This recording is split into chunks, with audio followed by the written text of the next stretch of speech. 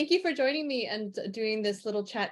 Just wanted to talk a little bit about who you are and what you do. So could you start us off with an intro to who is Robert?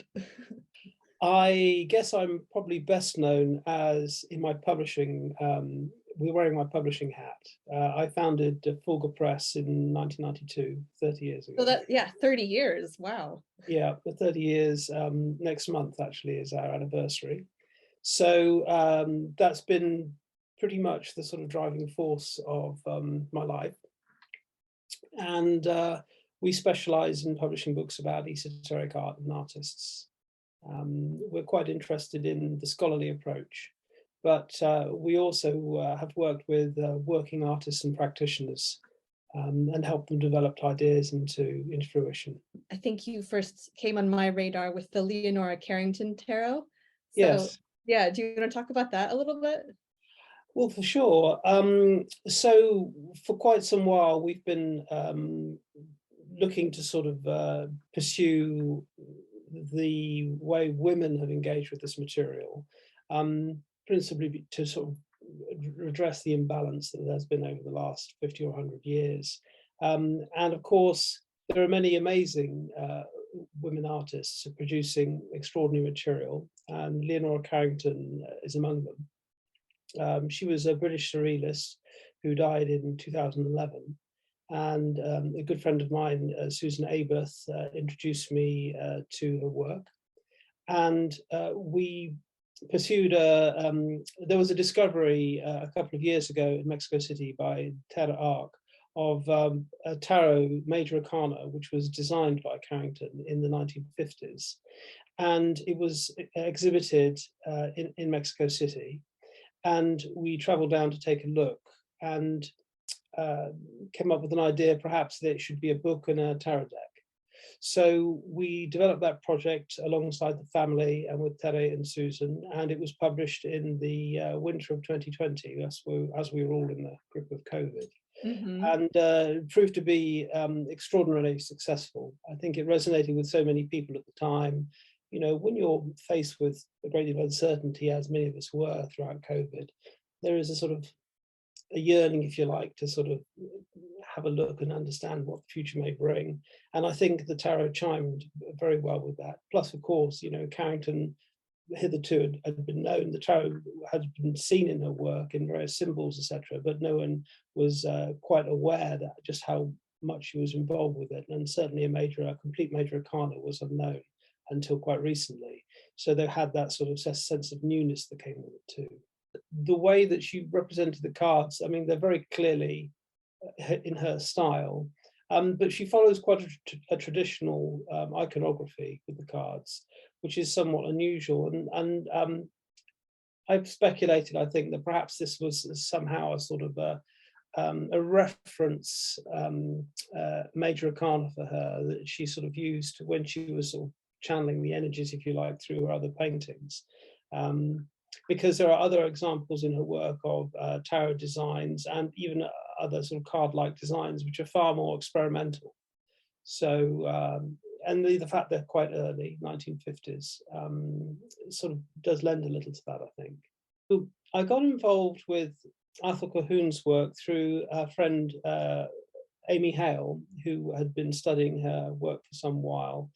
And we knew that when she passed in 1988, a large portion of her archive was held by the National Trust in Cornwall. And we travelled down to take a look to see what was there and to sort of document it to aid Amy in her studies. And there was this extraordinary tarot, the Taro's colour. And it's interesting because for several reasons. I mean, Colquhoun she had a complex relationship with the Surrealist movement, but at one point she was certainly very central to it in the UK. But then she left. And so she occupies a sort of slightly unusual position. Certainly in terms of Surrealism, there aren't very many Surrealists that completed a full deck of 78 cards. And Colquhoun took a whole lifetime to sort of develop this deck.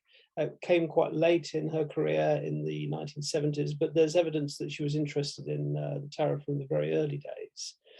And we did a book with the designs in, with a foreword by Amy, and then eventually a standalone deck, because so many people requested it. It became clear it was needed. Colquhoun didn't necessarily intend the cards to be used in a sort of cartomantic way, if you like. They were intended more as a sort of meditative aid. But I know many people have been using them in that way and found extraordinary results with them. So I think she would have been pleased that they've just seen so much use. The name is intriguing to me, the tarot as color. Does that come from Ithell, or was that Fulgur Press, or where did that come from? No, it's very much Ithell. It's very much Ithell. I think Ithell was very much of her era in a way, and she struggled with many of the things that women artists struggle with in the day, in the sense of being marginalized, etc. But she was also a bit of a rebel, and she liked to sort of push the boundaries and have that sense of transgression with things. And it was very clear from very early on that she was interested in esoteric matters, but she didn't really quite want to do a traditional tarot deck. But it wasn't clear how she was going to, which direction she was going to take it in order to make it different. And throughout my talk, I sort of illustrate the ways throughout her life that she had various attempts in various different directions.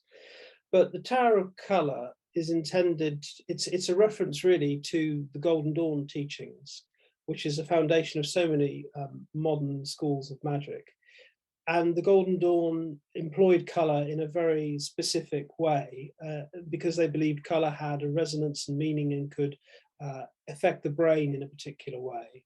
And Colquhoun takes that and uses a surrealist technique called psychological morphology to produce these extraordinary semi-automatic works.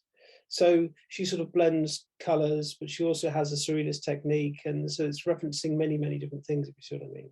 So the name of the talk is, I've got it here, The Scent of the Secret Rose. Well, so what does that refer to? Oh, well, again, it's a reference to the Golden Dawn, who had this, the Rosy Cross was an important symbol for the Golden Dawn, and it was based upon teachings of other esoteric orders prior to their founding in 1888.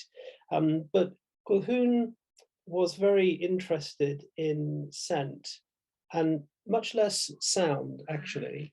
In fact, she complained quite a lot about unwelcome noise, and where she settled eventually in Cornwall, the Valley of Lamorna is very quiet. The Scent of the Secret Rose is a sort of a paraphrase of a poem she wrote about the Golden Dawn and Minor Mathers, who was this artist at the Slade, who was one of the founding members of the Golden Dawn. And I think she felt some sort of affinity with her and her husband, MacGregor Mathers. But also it put me in mind of a very early experience I had. While Colquhoun was still alive, and she died in 1988, I took a holiday to Cornwall. This was about 1984, cycling.